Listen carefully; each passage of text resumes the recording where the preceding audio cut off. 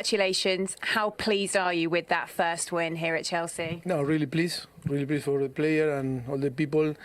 I think fully deserved the victory, very solid performance. No, yes, I am happy because always the first victory is important to build, to provide the team the confidence and the trust in the way that we are doing the things.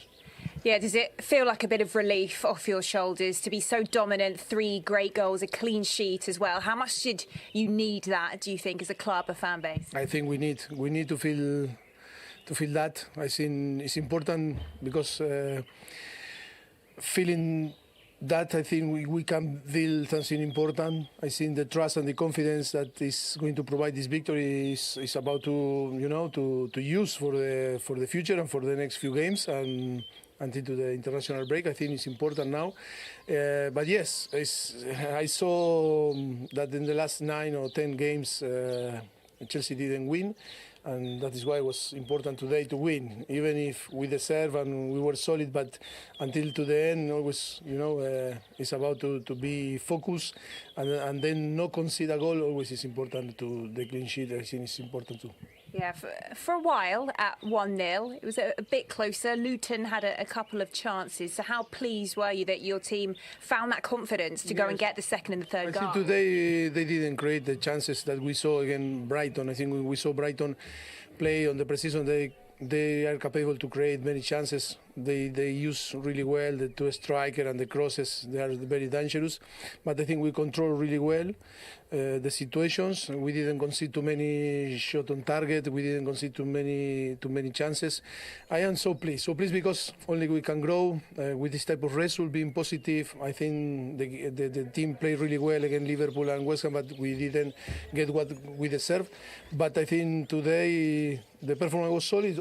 It's the beginning, and we need to keep working. We need to work a lot to develop the way that we want to play, the philosophy. But I think the player, the commitment of the player and everything, I think is fantastic. We need to keep pushing and keep going. Many great individual performances, but Raheem Sterling, how do you describe his contribution tonight? No, amazing. Today was, but I think it's in the way that he is from the beginning, that we arrive in pre-season and now in the 3 games that we play in Premier League. I think it's important contribution. He's a fantastic player. I think he needs to feel the confidence and be freedom on the pitch because he's capable to play on the side, play inside, in the pocket, in between the line. I think have the capacity to receive this type of ball, and then he's so fast and the quality when he finish. I think we are really happy and very pleased for him, and he needs to keep going and need to contribute with goal and assist to help the team to win. And Nicholas Jackson, must mention him. How important was it that he got that goal tonight, got off the mark? But it's really, really important because he's a young player and of course came from different league, and to adapt to the Premier League always is difficult, but the quality is there. We don't need to ask him to run, to press, to help the team in the face that when we don't have the ball because it's his quality, and then the quality is amazing in his feet and the capacity to run with the ball, to link with the team and score goals. He's going to score. It's only a matter of time. No doubt he can be one of the greatest strikers in the Premier League with time. Okay, well, congratulations. Thanks for your time tonight. No, thank you to you. Thank you. For Chelsea, as Jimmy was saying earlier, it wasn't the perfect performance, but in terms of the scoreline, in terms of the players on the score sheet, it couldn't have gone much better. Gary, what were your thoughts on the game? That Raheem Sterling's in fantastic form. We've seen that obviously in the first 2 games, getting better and better. Tonight he gets the goals to go with it. And it was really important because obviously I think him and Jackson were the real threats on the pitch. They were always better than Luton. You always felt like they had more, which is obvious. The sort of vast difference in budgets with the squad, obviously where each club has been. But it's an important victory for Chelsea tonight. They had to win. They couldn't leave here tonight, Stamford Bridge, this home game against Luton Town without the 3 points, and they've got them. But I think the big thing from the night was Raheem Sterling, his performance. We'll talk about Raheem Sterling, and we'll hopefully talk to Raheem Sterling in the next few minutes. As far as Nicholas Jackson is concerned, I mean, you know how important it is for a striker to get up and running, particularly in front of the home fans. Yeah, look, he works so hard for the whole team. His stats are absolutely magnificent. Most sprints, most runs, but you want them to end up into the box and make damage or give centre half problems in the box. And luckily he did that at the third goal. He was there at the right place and he pushed it away. And hopefully now he can grow from that and get more goals. Is there a similarity with how sort of Nunez was at Liverpool last season? A lot of running, handful, sort of a lot of runs out into the channels, harassing people, but then just a little bit scruffy in that final part of the game. Yeah, and you know, you want your striker to work hard. Yeah. You want your striker to work for the team, but you also want your striker to be there to get chances and to put them away. And that is more important at the end. And thank God he did that today. Raheem Sterling is waiting to come in to talk to us. Scorer of Chelsea's first 2 goals. Raheem, thanks so much. If you want to come and stand in here, He's and all then right with me, you know. I know, but we thought we'd keep you away from him by request. So Raheem, fantastic performance from Chelsea. Great to get the result. How pleased were you with your own performance? Yeah, I was happy. Obviously, I think started half decent against Liverpool. Then with the loss last week, we needed to get a win here. I'm just happy to contribute with that. Raheem, when you were playing at Manchester City, you used to make a lot of runs like the second goal into the 6-yard box. You've been playing a little bit in the pocket against Liverpool. What's the sort of direction of how you've been instructed to play? Are you told to get into the pocket, or are you actually given freedom to go wide as you were a few years ago when you were getting all those goals? Yeah, it was, I say, a bit of frustration from last season for myself personally, but I felt like I was always coming with my back to goal. A bit deep? A bit deep, and I wasn't giving myself enough chance to get towards the box. And I had a conversation with the gaffer earlier last week, and we've gone through the role, and I know exactly what he needs from me, and it's as simple as that. I need to get on the back foot and do what I do and drive at players and get on it, and that's when I'm most effective. Mindset-wise, has that changed for you a little bit after a difficult start here at Chelsea? Yeah, mindset-wise, as I said, I came in a difficult period. Excuses, that's all finished. And I think the most important thing, I've had a look at myself, and I'm a person that always tries to analyse what I've been doing, what I've done wrong, what I can change. And it's just as simple as that. I want to get back to being obsessed with football. And it's as simple as that. Just football 24/7 and nothing else, and focus on top performance and goals and assists. Raheem, I was commentating last week at West Ham. I thought you were the best player on the pitch then. Mentioned that before the game. Commentating again tonight, and you scored that brilliant first goal. Can you talk us through what was going through your mind as you were running with the ball? Yeah. Yeah, I think, as I said, I was in the pocket a bit too much in the first opening minutes, and I thought to myself, I need to get wider. I need to actually run at someone. I don't feel like I've been threatening, so I just pulled out wide and told Mallet to go inside, and I got at him and tried to get myself in the box, and I managed to get the shot off. At what stage you're actually thinking, I've got a chance of scoring a goal here? Is when I come inside here. When I come inside here, and then I was thinking to go on the right side, and then try to shift back on the left, and then it opened up for me. That conversation you had with Maurizio Pochettino about sort of going wider and maybe sort of playing a little bit differently, was that something where you actually went to him and instigated it? Yeah, as I said in the first game against Liverpool, I felt I was inside the pocket a bit too much, and that was my feeling all last season. Was I was too deep, and I'm playing the ball to the fullbacks. And we had a simple conversation, and he said, Raheem, it doesn't matter where you play. If you apply it, and you're dynamic, you're aggressive, no one can stop you. And it doesn't matter if you're left, right, centre, in the middle. Just be aggressive with the ball when you get in the pocket, outside, wide. And I've got that desire and hunger to do that. Raheem, we're going to take a look at the second goal as well, but just first, the timing of it. It felt like there was a sort of real release and relief from the players and from the supporters. Did you feel like you needed that at that stage? Yeah, I think we definitely needed it. As I said, we keep playing well, but not quite getting over the line. And today we just needed to get the job done, no matter how we done it, and we managed to do it in the end. You were saying there to the guys that you know what you want to improve on this season. You said in the media day that you were going to be Chelsea's top scorer this season. It certainly started well for you.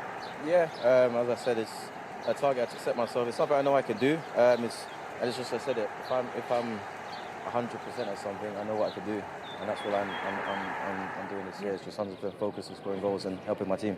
Raheem, you said you wanted to get back to being obsessed about football. What made you say that in terms of relevance to what's happened before?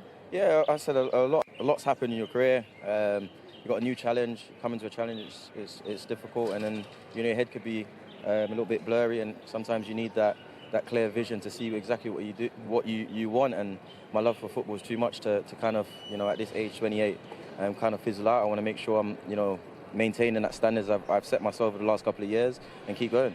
Raheem, when you mentioned that you want to be the top scorer, is that just your mentality, or is it the other players? Do they all want you to be the top goal scorer as well? Because Ben Chilwell seemed like he wanted to make sure that you scored. To be fair, the game against Liverpool... Well, I mean, is there a few quid? Explain it to me, because I've never seen nothing like this before in my life. Is he your best mate? No, to be fair, me and Chile are really close. And it was the game against Liverpool, like every time he got the ball on the flank, and he had the space in front of him, I just kept shouting to whip it across, and I think he was probably trying to get me one, but I mean, what's going on there? He should have shot there. Has this been mentioned at the end of the game? Yeah, he spoke to me and I said, you should have shot. It's not my fault, you should have shot there. I've been there though, a scared fullback. Look, as you say, it was a really good all-round performance, but Raheem, you are the player of the match. Congratulations. Thanks very much for coming out to talk to us. Very much. Thanks, Raheem. Well done. Cheers. Thank you. Look, Gary, you know him well, and you've worked with him in the England setup. Yeah. In terms of everything going right for him, it seemed quite clear that was the case from the opening day of the season. Yeah, but I think that it's interesting that he's admitted the change. You said before the game about playing in the pockets against Liverpool, which did cause a problem. You mentioned it with Reece James on that right-hand side. But absolutely, there is no doubt Raheem Sterling is better either when he's wide and he's driving at people 1v1, or when he's arriving at the back post and he's actually sort of getting in where it hurts. That's where Pep Guardiola really changed his game and made him from someone who had potential, who was a sort of rough diamond, into someone who was almost like a 20-goal-a-season man who made lots of assists and who was a real threat. And just in that Liverpool game, he obviously sort of played well, his game was well. But you're not there to play you're not there to play a game. You're there to win a game. And I think what the difference is tonight for me is he's got into positions to win a game for his team. And I think that's a big difference. It's interesting that he's gone and had that chat with the manager, because it was clear to see that something's changed in the last week or so. I never felt Raheem was best in the pockets with his back to goal. He's not a Phil Foden. He's not a sort of player of that type. Maybe Enzo Fernandez can do that. He's a player who plays on the last line. Do you think it's helped him that over last season, not helped him last season, but compared to last season when there was changes of manager, more than one change of manager, there was the ownership issue that was still to be settled, that this season he starts off, that's settled at boardroom level, and they know that it's Mauricio Pochettino going forward, that there's a bigger plan at play, if you like? Yeah, it doesn't help no player really when it is like that. What helps him, he has got a pre-season with a new manager. He knows what direction the manager wants to go and what is expected of him. I think for Raheem you need to simplify things, and he needs to play with that aggressivity where he's running at people and when he can just be direct, and that's what he did today. Be direct and really don't think about things too much. When you come too much in pockets, you have to do a lot of other things, and I think that is not really his game. Yeah, here and there he can do that, but it shouldn't be all the time. As what Gary says, he needs to be on that wing and going and running at people. Now that's what he did in his first goal today, and he did that brilliantly. I think Raheem Sterling, he's nowhere near the end of his career, but I think when we do look back at his career, even now, and there's still years to go, he is one of the great English players of his generation. He really is. You think of the clubs that he's played for, massive clubs, Liverpool, Manchester City, Chelsea, and also the fact what he's done for England, the amount of caps he's got and goals he's got, being England's best player in a tournament as well. And you think of this sort of great England team who've achieved quite a lot in these last few years. He's certainly right at the forefront of that, and he'll be desperate to get back into that squad at the end of the season. If he keeps playing like that, he will be. But Raheem Sterling is an absolutely brilliant, and he's been a great player in this Premier League, but one of the best English players, as I said, of his generation. It sounds to me like in the last sort of 12 months he's had that moment where he's thought that basically he's played football now for 11, 12 years at the very top, from his being very young. And he's probably had that little dip where he's thought, have I reached my peak? And playing under Pep Guardiola, under those demands every single day, then coming here and playing in a team that, to be fair, last season, let's be clear, threw the towel in. And he's probably thought, what is this? I've got a long way to go yet. Is this what I want? And he's probably had to sort of challenge himself, look in the mirror, as he said, and reset, because Chelsea have invested a lot of money in this squad. He's a leader, by the way, in this squad. So you look around that Chelsea team and you think to yourself, obviously Thiago Silva, but there are a lot of young players in that squad. He can't be one that steps off the gas. He's got to be the one that really sort of shows them now. He's got all the experience. He's won titles. He's won all the played all the major tournaments. And it sounds to me like he's had a little moment to himself in the summer to say, look, I've got to be a sort of, if you like, a force in that dressing room, because he's come back at the start of this season a different player. And the fact that he's been willing to go and see a manager about his position tells you that he's actually got into a point of actual experience and maturity that maybe in the past he wouldn't have had. Your goal.